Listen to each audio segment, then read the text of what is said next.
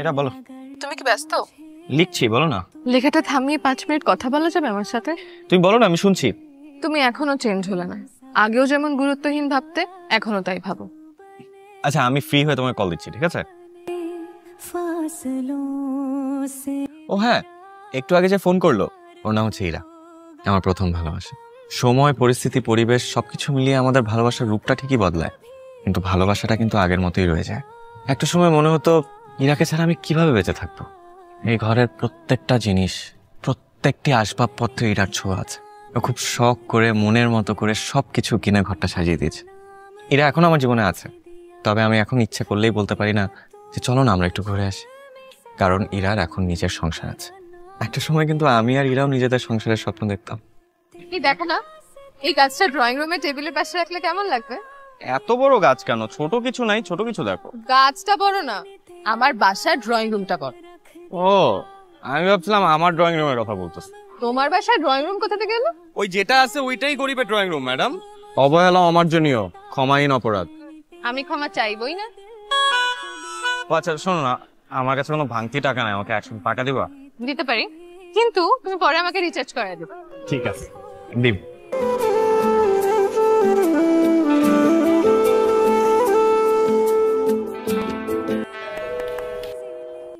কে আসলো?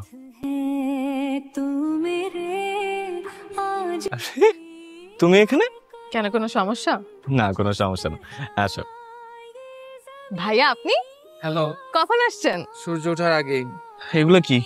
নিজের হাতে বানানো গরুর মাংস। ভাইয়া চলেন, গরম গরম খেয়ে নেবেন, ঠান্ডা হলে মজা লাগবে না।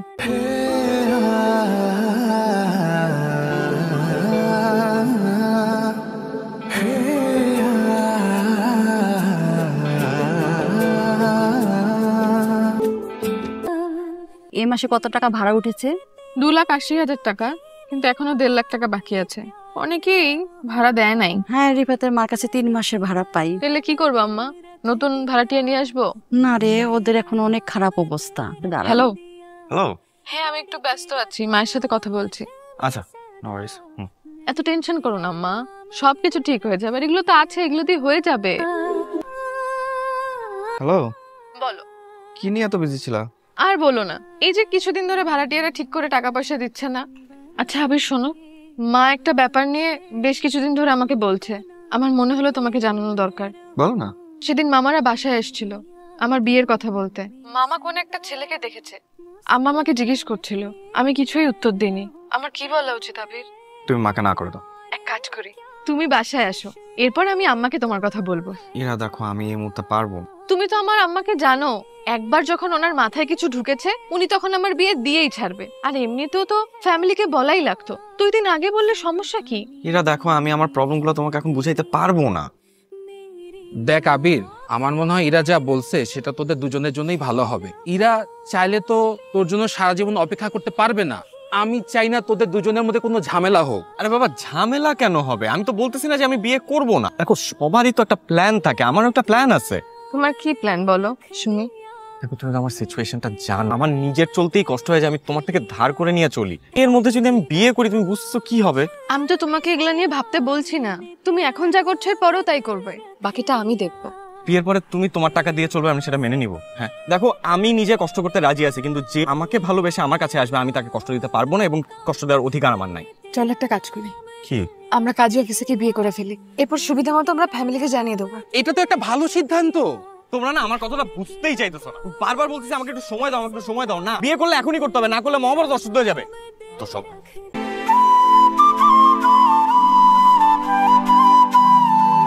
ইরার সমস্যাটা কোথায়? বুঝলাম, প্রাইভেট কোম্পানিতে চাকরি করে এমন ছেলে ওর পছন্দ না, সরকারি চাকরি করে এমন ছেলেও ওর পছন্দ না। কদিন আগে ওর ছোট মামা একটা ছেলের কথা বলছিল, তুমি তো ছেলেটাকে দেখছো আপা, কত ভদ্র আর সুন্দর। দেশে বিদেশে 2 জায়গাতেই ওদের বাড়ি আছে। আচ্ছা আপা, তুমি বলো তো, এমন ছেলে সবসময় পাওয়া যায়? শোন ইরা, তোর যে বাবা নেই, আল্লাহ না করুক যদি তোর মার কিছু একটা হয়ে যায়, তাহলে তোর কি অবস্থা হবে একবার ভেবে দেখেছিস? আমি সবসময় অসুস্থ থাকি, তোমরা মামারাই ওর অভিভাবক। বুঝতে পারছি, ও কিছু বলবে না। আপা, তুমি ওর বিয়ের ব্যাপারটা আমাদের 3 ভাইয়ের উপর ছেড়ে দাও। হ্যালো। কই তুই? কেন, কি হয়েছে? একটা ঝামেলা হয়ে গেছে। কি ঝামেলা? সুমনার রুমা যে পালিয়ে বিয়ে করেছে এটা ওর ফ্যামিলি জেনে গেছে। এখন থানায় তো আমাদের নামে মামলা করছে। মামলা করছেন? মানে মানে তুই 3 নাম্বার আসামি, আমি 5 নাম্বার আসামি। আরে আজব, এখানে আমাদের দোষ কি? আমরা তো ওর রিকোয়েস্টেই গেলাম। পুলিশ তো আর তোর আর আমার কথা বিশ্বাস করবে না। রুমার বাবার ক্ষমতা সম্পর্কে তো তুই ভালোভাবেই জানিস। সাবধানে থাকিস মামা, আমি আমার মতো পলাচ্ছি।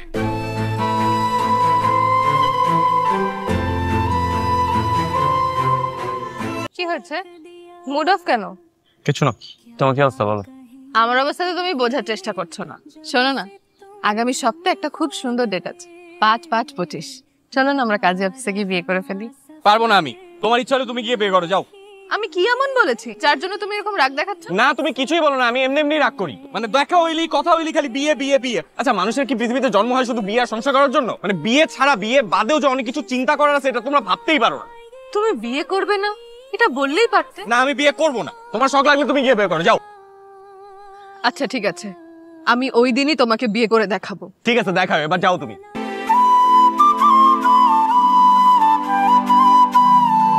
নিহাদ ভাই, আপনি কি আমাকে ভালোবাসেন? হ্যাঁ অথবা না বলবেন। বাসি। আগামী 5/5/25-এ আপনি কি আমাকে বিয়ে করতে পারবেন? মানে কি বলছো এসব? আপনি আমাকে বিয়ে করতে পারবেন কি পারবেন না? এভাবে বিয়ে করলে তোমার মা মামা কি ভাববেন আমাকে? সে সব কিছু আমি দেখব। আপনি কি আমাকে বিয়ে করতে পারবেন বলেন? পারবো। ঠিক আছে, আগামী 5/5/25 তারিখে আমাদের বিয়ে হবে।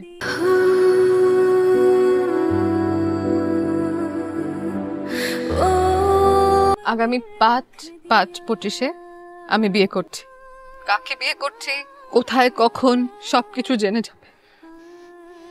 তোমার কিছু বলার আছে? কি বলবো আমি? তোমার কিছুই বলার নেই? এর বাড়িতে গেছিলি? আমার তো কোনদিন বললেন না যাইতে। তো ভবের দুনিয়া থাকো, তো খুঁজে পাওয়া যায় না। কথা পাইলে একটাই পান, বুঝছেন? ভবের দুনিয়া। কি করছো? আড্ডাতে। শোনো, কাল আমার বিয়ে। আমি তোমার কাছে থাকতে চেয়েছিলাম আবির, আমাকে রাখতে পারলে না।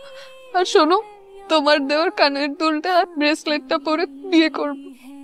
তোমাকে ছবি দিব, দেখে বলো কেমন মানিয়েছে।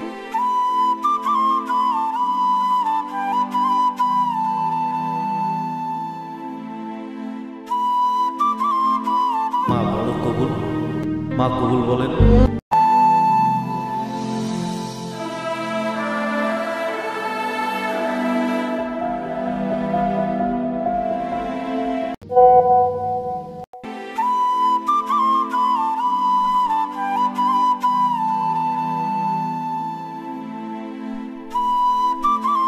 আবির, আমি অফিসে যাচ্ছি, যাওয়ার সময় দারোয়ানের কাছে চাবিটা রেখে যাইস।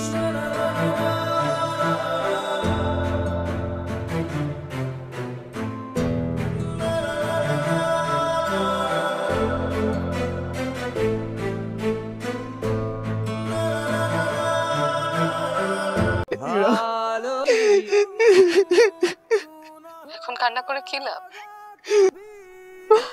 তোমাকে পাওয়ার জন্য আমি তোমাকে কত বুঝিয়েছি, কত চেষ্টা করেছি, তুমি আমাকে একটুও বোঝার চেষ্টা করোনি। প্লিজ মাফ করে দাও। এখন সরি বলে কি লাভ আবির? আমি এখন নিহাদের বিবাহিতা স্ত্রী। সঙ্গে একটা মুহূর্ত বাঁচতে পারবো না তোমাকে ছাড়া। আমি প্লিজ ইরা, প্লিজ। তুমি ঠিক আমাকে ছাড়া বাঁচতে পারবে, কয়েকদিন যাক, তারপরে আমি তোমার অতীত হয়ে যাব, তখন তুমি আমাকে ভুলে যাবে। ইরা, আমি কোনো কথা শুনতে চাই না। তুমি কালকে সকালে এখানে আসো প্লিজ। আমি তোমাকে কালকে সকালে বিয়ে করবো। ইরা, আমি হাত জোড় করে বলতেছি, ইরা প্লিজ। আমি পারবো না, এটা সম্ভব না আবির, এটা আমি পারবো না।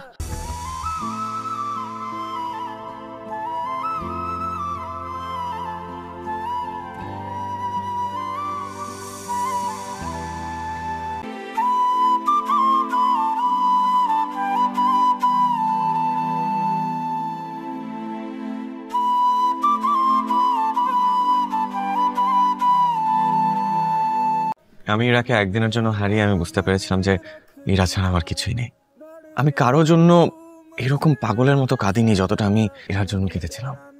আপনারা হয়তো ভাবছেন যে আমি ইরাকে এরকম পাগলের মতো ভালোবেসে কাছে ডেকে নিয়ে আসলাম বিয়ে করবো বলে। তাহলে কেন করলাম না? সত্যি কথা কি, আল্লাহ যদি তাকে আমার জন্য লিখে না রাখে, আমি যত চেষ্টাই করি না কেন আমি কোনোদিন তাকে পাবো না। এখন জেদ করেই হোক আর যেখান থেকেই হোক ইরা নিহাদকে বিয়ে করেছে। এখানে নিহাদের তো কোনো দোষ নেই। নিহাদকে কষ্ট দেওয়ার অধিকার আমার বা ইরার কারণই নেই। এখন ইরাও নিহাদকে নিয়ে মানিয়ে নেওয়ার চেষ্টা করছে। এই যে কেক, হঠাৎ কেক? এমনি খাওয়ার জন্য। এমনি খাওয়ার জন্য? হ্যাঁ, এমনি খাওয়ার জন্য।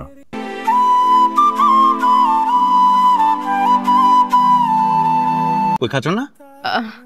আমার আসলে কেকটা খুব একটা পছন্দের না। আর অল্প করে খাও, মজা আসছে না?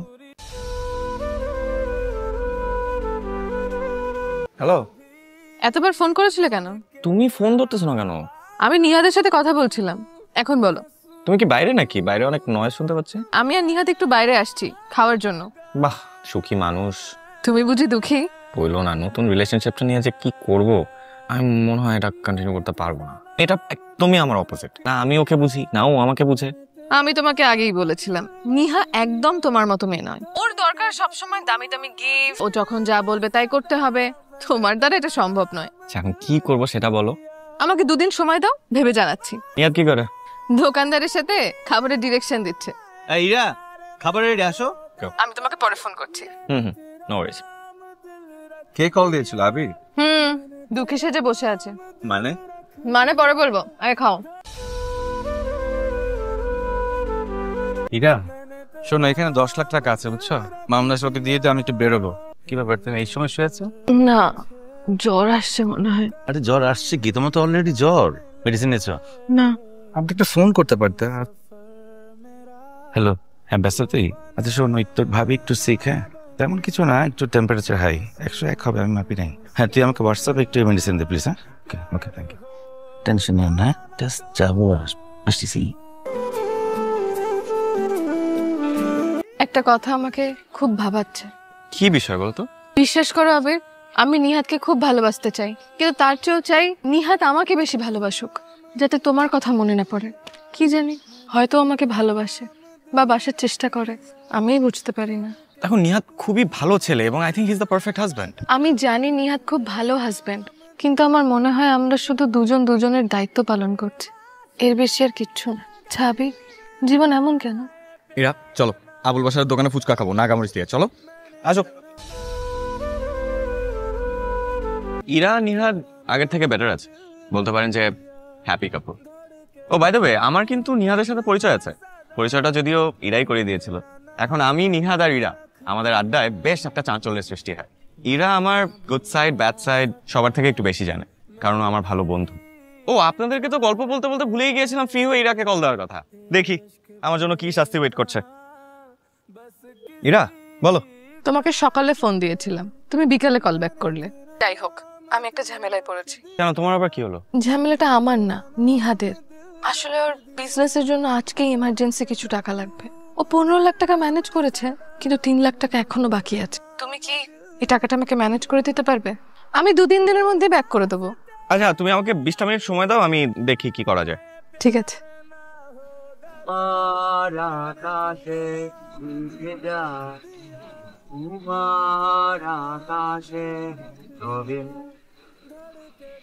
হ্যালো, কোথায় তুমি? চা খাই, গান শুনি। আচ্ছা শোনো, পরশু বিকেলে তুমি ফ্রি? অফিস ছাড়া তো কোনো কাজ নাই। কেন? তাহলে পরশু বিকেল 5টায় নকশিকাথায়।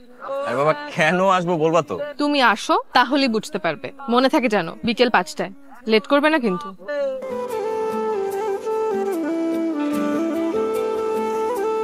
বাবা, এত দেরি করে কেউ? আমি কতক্ষণ ধরে বসে আছি। সরি। অর্ষা, হ্যাঁ প্লিজ বসুন। আপনার কথা অনেক শুনেছি।